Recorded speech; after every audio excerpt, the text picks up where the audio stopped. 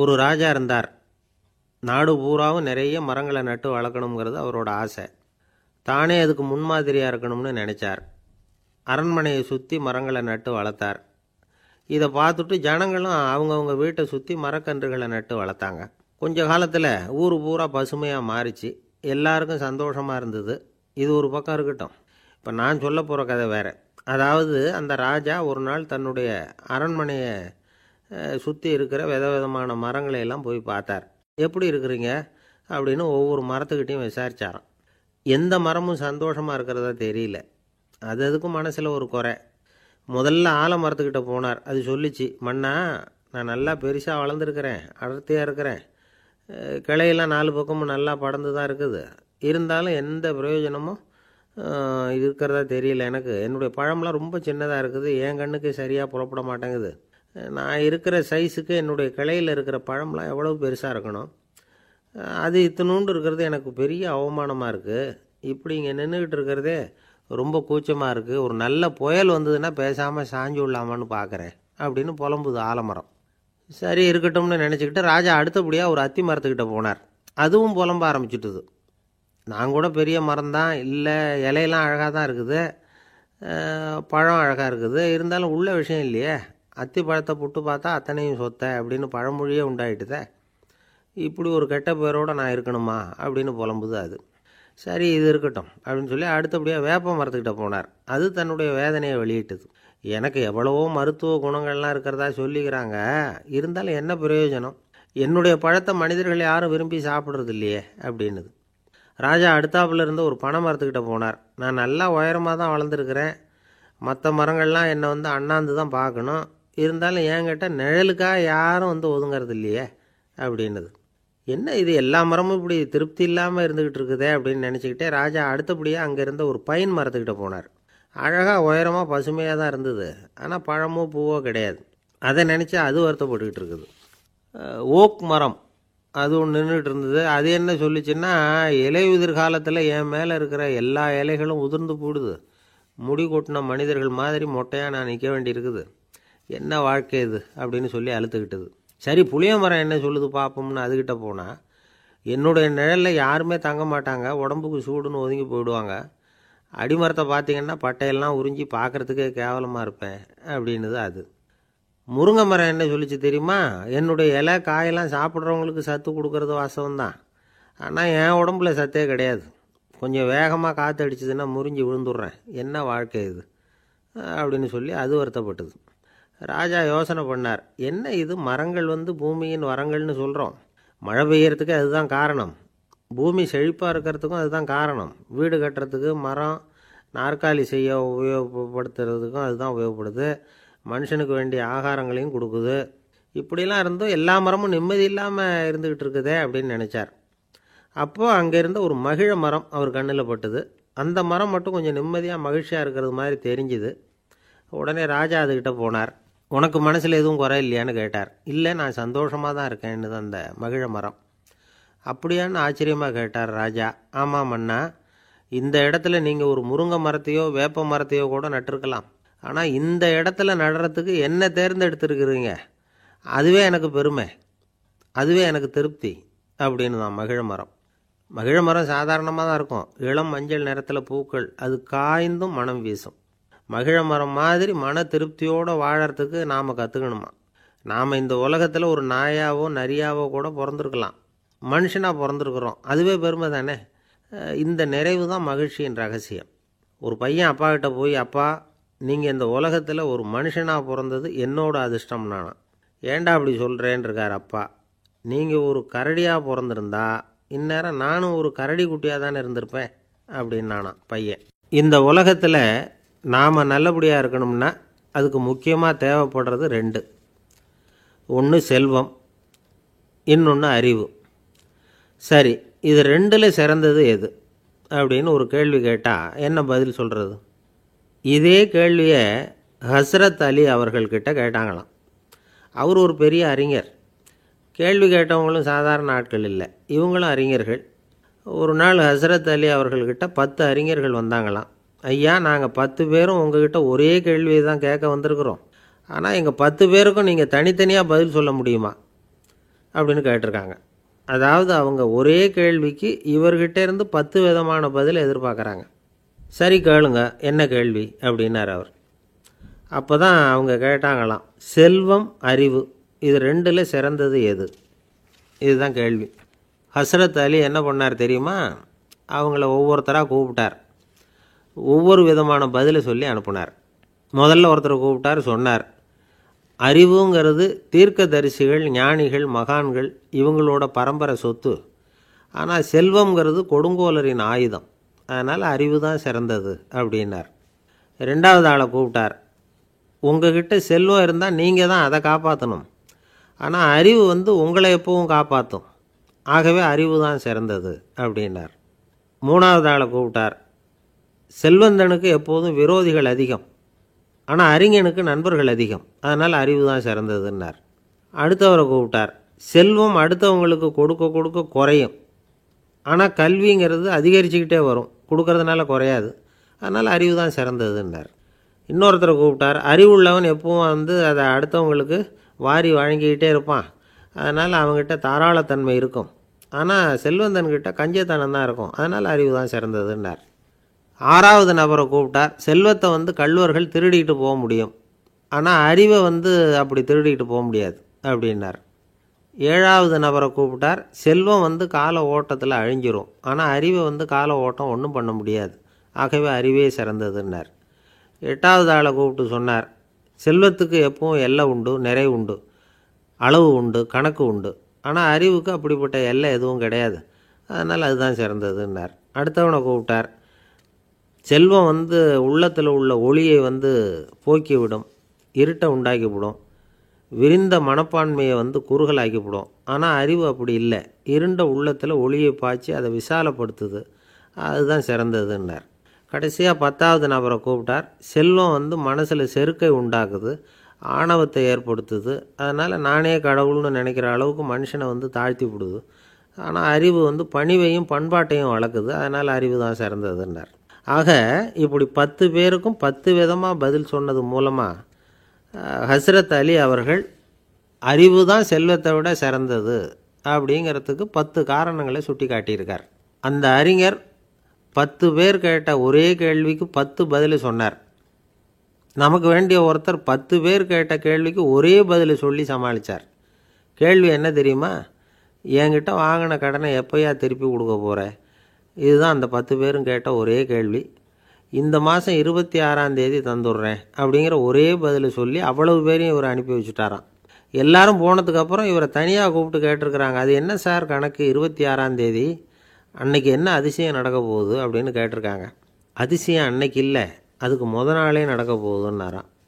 விவரமாக சொல்லுங்கன்னு இருக்காங்க. வேறு ஒன்றும் இல்லைங்க, 26ஆம் தேதி தானே எல்லாரையும் வர சொல்லியிருக்கிறேன், அதுக்கு நாளே நான் புறப்பட்டு தலைமறைவாயிட போகிறேன் அப்படின்னாராம் ரொம்ப பெருமையாக. ஒரு ஊரில் ஒரு ராஜா இருந்தார். அந்த ராஜாவுக்கு ஒரு மந்திரி. ராஜா ரொம்ப நியாயமானவர், நேர்மையானவர், கண்டிப்பானவர். தப்பு செய்கிறது யாராக இருந்தாலும் தண்டனை கொடுப்பார். வேண்டியவங்களுக்கு ஒரு நியாயம், வேண்டாதவங்களுக்கு ஒரு நியாயங்கிறதெல்லாம் அவர்கிட்ட கிடையாது. ஒரு சமயம் அரசவையில் அந்த அமைச்சரே விதிமுறைகளுக்கு புறம்பாக ஏதோ நடந்துக்கிட்டு இருக்கார். மன்னருக்கு கோபம் வந்துட்டுது. உடனே அந்த அமைச்சரை கிட்டத்தில் கூப்பிட்டு அவர் கன்னத்தில் ஓங்கி ஒரு அறை கொடுத்துட்டாராம். உடனே அந்த அமைச்சர் என்ன பண்ணார் தெரியுமா? நேராக போனார். அங்கே நின்றுக்கிட்டு இருந்த இன்னொருத்தர் கன்னத்தில் ஓங்கி அரைஞ்சார். அறை வாங்கினவர் திகைச்சு போயிட்டார். இவர் ஏன் நம்மளை அரைகிறார் அப்படின்னு யோசனை பண்ணார். மன்னரும் திகைச்சு போயிட்டார். நாம் இவர் அரைஞ்சா அதுக்காக இவர் போய் இன்னொருத்தரை அரையணுமா அப்படின்னு யோசனை பண்ணார். இவருக்கு என்ன பைத்தியமானு கூட நினைக்க ஆரம்பிச்சுட்டார். ஆனால் என்ன ஆச்சுன்னா, அப்புறம் அமைச்சர் அவர் கவனிச்சிக்கிட்டு இருந்தாரா, அவர் இன்னொருத்தரை அரைஞ்சார் இல்லையா, அந்த அறை வாங்கின ஆசாமியை பார்த்து கத்திக்கிட்டு இருந்தார். யார்? அமைச்சர். ஏன்பா என்கிட்ட அறையை வாங்கிக்கிட்டு இப்படி விவரம் இல்லாமல் நின்றுக்கிட்டு இருக்கிறிய, நான் உனக்கு கொடுத்ததை நீ வேறு யாருக்கிட்டையாவது கொடுத்துரு அப்படின்னார். உடனே அந்த ஆள் பார்த்தான். தனக்கு அடுத்தபடியாக நின்றுக்கிட்டு இருந்தவனை ஓங்கி ஒரு அறை அரைஞ்சான். அவன் கன்னத்தை தடவிட்டே யோசனை பண்ணான். இது ஏதோ புரிஞ்சுக்கிட்ட மாதிரி அடுத்தாப்பில் நின்றுக்கிட்டு இருந்தவனை அரைஞ்சான். இப்படி இந்த அறை மாறி மாறி போய்கிட்டே இருக்குது. ஊர் பூரா பிரயாணம் பண்ண ஆரம்பிச்சுட்டுது. அன்னைக்கு ராத்திரி அந்த ராஜா படுக்கிறதுக்காக போனார். அந்த நேரம் பார்த்து அவர் கன்னத்தில் பலார்னு ஒரு அறை விழுந்தது. நம்மளே அரையிறது யார் அப்படின்னு அதிர்ச்சியோட மன்னர் திரும்பி பார்க்குறாரு. அரைஞ்சது அவரோட மனைவி. என்னாச்சு உனக்குன்னு கத்துனார் ராஜா. உங்களுக்கு தெரியாதா, ஊர் பூரா ஒருத்தர் மாற்றி ஒருத்தர் மூலமாக இந்த அறை வந்து பிரயாணம் பண்ணிட்டு வருது அப்படின்னாங்க அந்த அம்மா. அப்படின்னா ஆரம்பித்த இடத்துக்கே வந்துட்டுதா அப்படின்னாராம் மன்னர். என்ன சொல்கிறீங்கன்னு கேட்டிருக்காங்க. இவர் விவரத்தை சொன்னாராம். அப்படின்னா நீங்கள் ஆரம்பித்து வச்ச இந்த விளையாட்டை நான் முடிச்சு வச்சுட்டேன் அப்படின்னாங்களாம் அந்த அம்மா. மறுநாள் காலை மறுபடியும் அரசவை கூடிச்சு அந்த அமைச்சர் மன்னரை பார்த்து கேட்டார், என்ன மகாராஜா, என்கிட்ட கொடுத்ததை திருப்பி வாங்கிட்டீங்களா அப்படின்னாராம். இப்படி நடக்கும்னு நான் எதிர்பார்க்கவே இல்லைன்னார் மன்னர். ஆனால் நான் எதிர்பார்த்தேன். அது எங்கே போயிட போகுது, ஊர் பூரா சுற்றி கடைசியில் உங்ககிட்ட தான் வந்து சேரும் அப்படிங்கிறது எனக்கு தெரியும் அப்படின்னார் அமைச்சர். இந்த கதை வந்து வேடிக்கையாக இருந்தால் கூட இதில் உள்ள கருத்து முக்கியமானது. இந்த உலகத்தில் பல கருத்துக்கள் இப்படி தான் மாறி மாறி சுற்றி வந்துக்கிட்டே இருக்குது. நம்மால் ஒருத்தன் தன்னுடைய நண்பன் ஒருத்தனை கடத்தரில் பார்த்தான். உடனே ஓடி போய் பலார்னு ஒரு அறை கொடுத்தானான். அவன் கண்ணத்தை தடவிட்டு ஏன்டா என்னை அரைஞ்சேன்னு கேட்டிருக்கான். நீ ஏன்டா என்னை முட்டாள்னு என் மனைவிட்ட போய் சொன்னேன் அப்படின்ட்டுருக்கான் அவன்.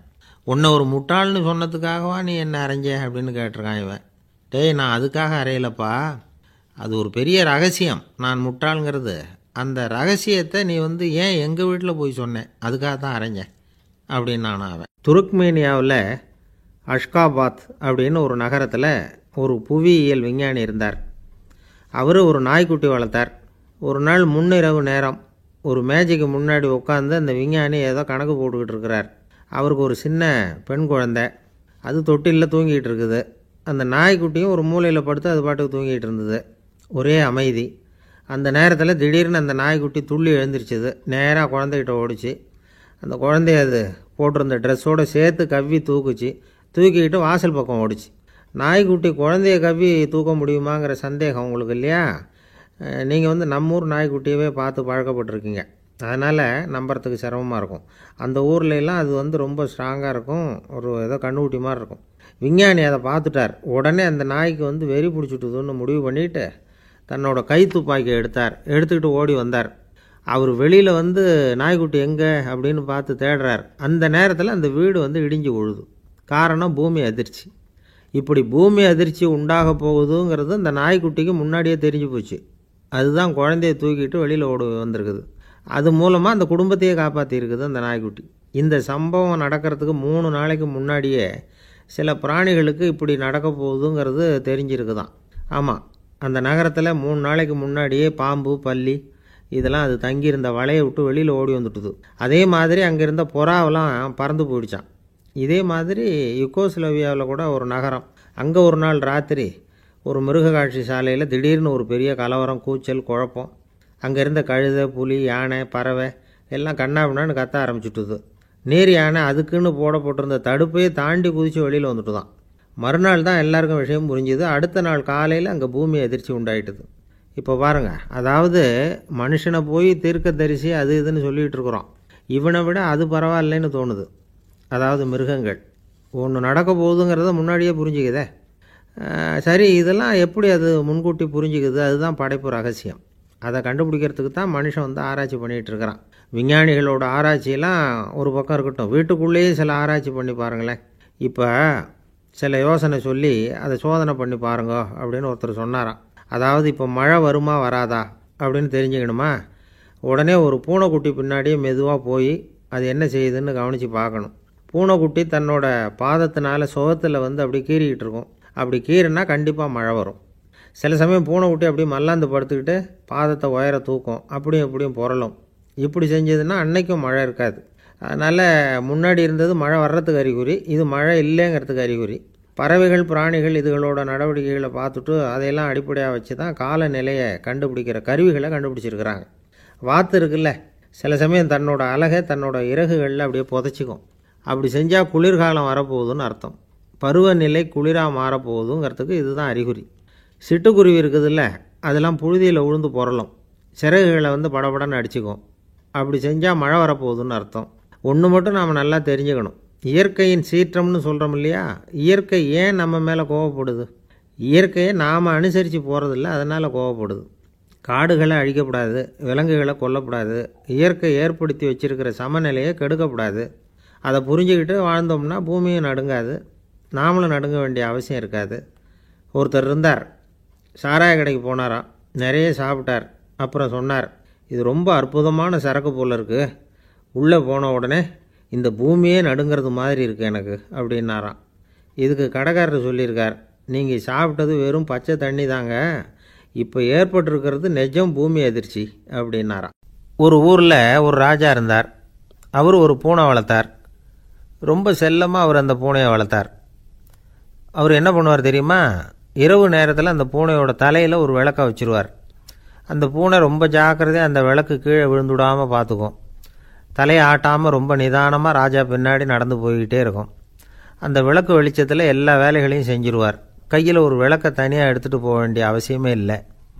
விளக்கை தூக்கிட்டு போகிற வேலையை அந்த பூனை பார்த்துக்கும். அதனால் ராஜாவுக்கு அந்த பூனை மேலே ரொம்ப பிரியம்.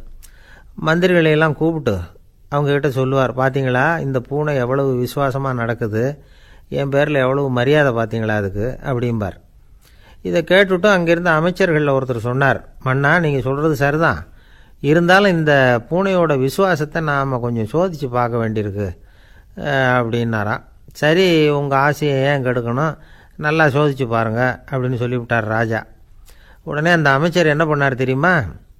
எங்கேயோ புறப்பட்டு போனார். ஒரு 5-6 எலிகளை பிடிச்சிக்கிட்டு வந்தார். அரண்மனையில் ராஜா ஏதோ வேலை பார்த்துக்கிட்டு இருக்கிறாரு. பக்கத்தில் அந்த பூனை ரொம்ப பணிவாக நின்றுக்கிட்டு இருக்குது. அது தலையில் விளக்கு எரிஞ்சிக்கிட்டு இருக்கு. அமைச்சர் தான் பிடிச்சிக்கிட்டு வந்த எலிகளை அந்த பூனை பார்வையில் படுறது மாதிரி எதிரில் விட்டார். அந்த எலிகள்லாம் அங்கேயும் இங்கேயும் ஓட ஆரம்பிச்சிது. அதை பார்த்தது பூனை, அவ்வளவுதான். தலையில் இருக்கிற விளக்கை பற்றியும் கவலைப்படலை, ராஜாவை பற்றியும் கவலைப்படலை. ஒரே பாய்ச்சலாக பாஞ்சு எலிகளை துரத்த ஆரம்பிச்சுட்டுது.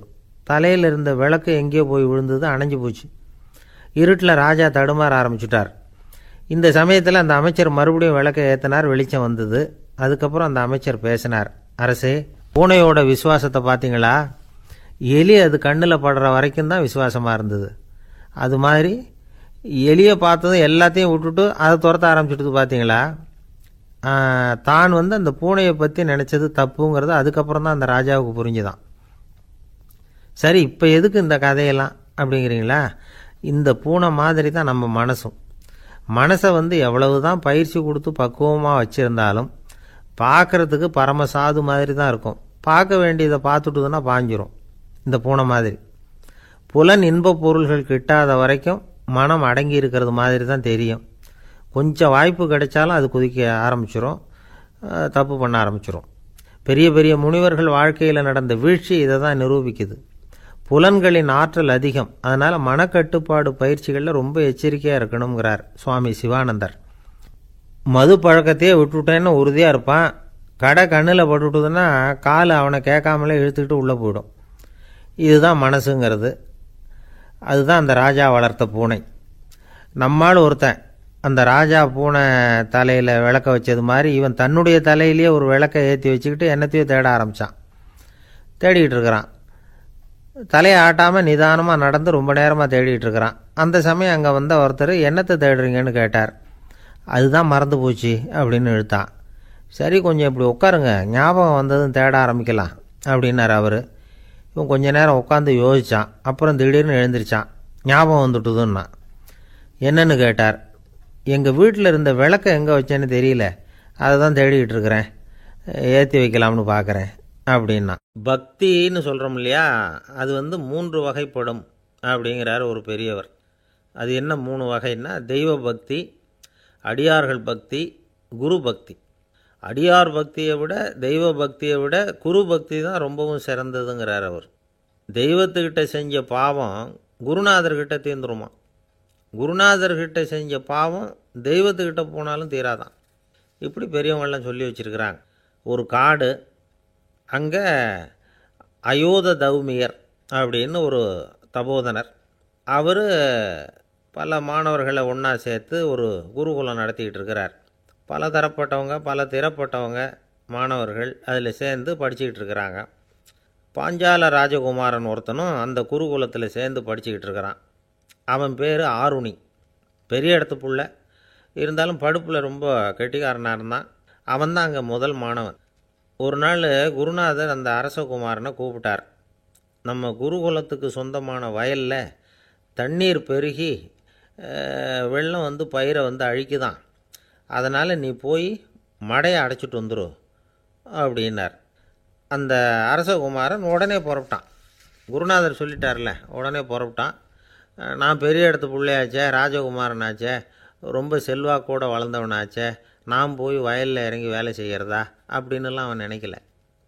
குருநாதர் கட்டளையை நிறைவேற்ற வேண்டியது நம்ம கடமை அப்படின்னு நினச்சான். உடனே ஒரு மண்வெட்டியை தூக்கி தோளில் வச்சுக்கிட்டு புறப்பட்டு போயிட்டான். வயலுக்கு போனான். பார்த்தான், தண்ணி கரையை உடச்சிக்கிட்டு வயலுக்குள்ளே ஏகமாக பாஞ்சிக்கிட்டு இருக்குது. இவன் மண்வெட்டியால் களிமண்ணை புல்லோடு சேர்த்து புல் பற்ற மாதிரி வெட்டி வெட்டி போட்டான். இருந்தாலும் மடையை அடைக்க முடியல. தண்ணி அதை மீறி வந்துக்கிட்டே இருக்குது. தண்ணி வேகமாக வயலுக்குள்ளே போய்கிட்டே இருக்குது. போடுற பத்தையெல்லாம் கரைஞ்சி கரைஞ்சி போயிட்டுருக்கு. இருந்தாலும் இவன் தன்னுடைய முயற்சியை கைவிடலை. வெட்டி வெட்டி போட்டுக்கிட்டே இருக்கிறான். காலையில் அங்கே போனவன் சாயந்தரம் வரைக்கும் இப்படி செஞ்சுக்கிட்டு இருக்கிறான். உடம்பும் மனசும் ரொம்பவும் சோர்ந்து போச்சு. இருந்தாலும் குருநாதர் இட்ட கட்டளையை நிறைவேற்றாமல் இருக்கிறோமேங்கிற ஒரு குறை அவனுக்கு இருக்குது. குரு கட்டளையை நிறைவேற்றாத நான் இன்னமும் இருக்கணுமா அப்படின்னு யோசனை பண்ண ஆரம்பிச்சிட்டான். என்ன செய்யலாம்னு பார்த்தான். நம்ம குருநாதர் இட்ட பணிக்காக இந்த உடம்பையே தியாகம் பண்ணலாம் அப்படின்னு முடிவு பண்ணான். தண்ணி பாயுதில் அதுக்கு குறுக்க விழுந்து அப்படியே மடையை அடைச்சிக்கிட்டு அப்படியே படுத்துட்டான். இது மற்றவங்களுக்கு தெரியாது. அன்னைக்கு ராத்திரி ஒரு விளக்கு முன்னாடி உட்காந்து குருநாதர் பிள்ளைங்களுக்கு பாடம் சொல்லி கொடுத்துக்கிட்டு இருக்கிறார். முதல் வரிசையில் இருக்கக்கூடிய ராஜகுமாரனை காணலை. நம்ம ஆருணி எங்கே போனா அப்படின்னு சொல்லி மற்ற மாணவர்களை விசாரித்தார். இப்போ அவங்க சொன்னாங்க, சுவாமி அவன் காலையில் வயலுக்கு மடையை அடைக்கிறதுக்காக போனான், நீங்கள் தான் போக சொன்னீங்க, இன்னும் திரும்பி வரல அப்படின்னு அவர் பையன். குருநாதர் உடனே ஒரு தீவெட்டி எடுத்துக்கிட்டு மாணவர்களை அழைச்சிக்கிட்டு வயலுக்கு போனார். அங்கே போய் பார்த்தா ஆளை காணும். ஆருணி ஆருணின்னு சொல்லி சத்தம் போட்டு கூப்பிட்டு பார்க்குறார். நான் இங்கே இருக்கேன் குருநாதா அப்படின்னு காலுக்கு அடியிலேருந்து ஒரு சத்தம் வருது. குனிஞ்சு பார்த்தா அவன் மடையில் படுத்துருக்கிறான். என்னப்பா இதுன்னார். காலையிலேருந்து இந்த மடையை அடைச்சி பார்த்தேன் சுவாமி, முடியல, அதனால் இப்படி குறுக்க படுத்துட்டேன். என்னை தாண்டறதுக்கு பயந்து போய் தண்ணியை தேங்கி நின்றுட்டுது அப்படின்னா. அவனுடைய குரு பக்தியையும் அவனை தாண்டறதுக்கு அஞ்சு நிற்கிற தண்ணி தேக்கத்தையும் பார்த்துட்டு எல்லாரும் ரொம்ப ஆச்சரியப்பட்டு போயிட்டாங்களாம். ஆருணி எழுந்திரிச்சு வா அப்படின்னு கூப்பிட்டாரான் குருநாதர். அவன் தண்ணீரை பொழந்துக்கிட்டு எழுந்திரிச்சு வந்தானான். அதனால் அவனுக்கு உத்தாலகன் அப்படின்னு ஒரு பேர். உத்தாலகன்னா தண்ணீரை பிளந்தவன் அர்த்தம். அந்த உத்தாலகன் மாதிரி இந்த காலத்து மாணவர்களுக்கும் குரு பக்தி வேணும் அப்படின்னு சொன்னோம் ஒரு பள்ளிக்கூடத்தில். உடனே நிறைய மாணவர்கள் எழுந்திரிச்சு நின்னாங்க. சார், நீங்கள் எங்களை இன்னமும் சரியாக புரிஞ்சுக்கலன்னு நினைக்கிறோம். அன்னைக்காவது ஒருத்தன் அப்படி இருந்தான், இன்றைக்கி ஏகப்பட்ட உத்தாலகர்கள் இருக்கிறோம். எங்கள் வாத்தியார் கட்டளை இட்டால் இப்போவே அது மாதிரி வயலுக்கு போய் மடையில் குறுக்கப்படுத்துக்கிறதுக்கு இந்த வகுப்பில் உள்ள அத்தனை பேரும் தயாராக இருக்கிறோம் அப்படின்னாங்க. அப்படியா அப்படின்னு சொல்லி கேட்டோம் ரொம்ப சந்தோஷமாக. ஒருத்தன் ரொம்ப அடக்கமாக எழுந்திரிச்சான்.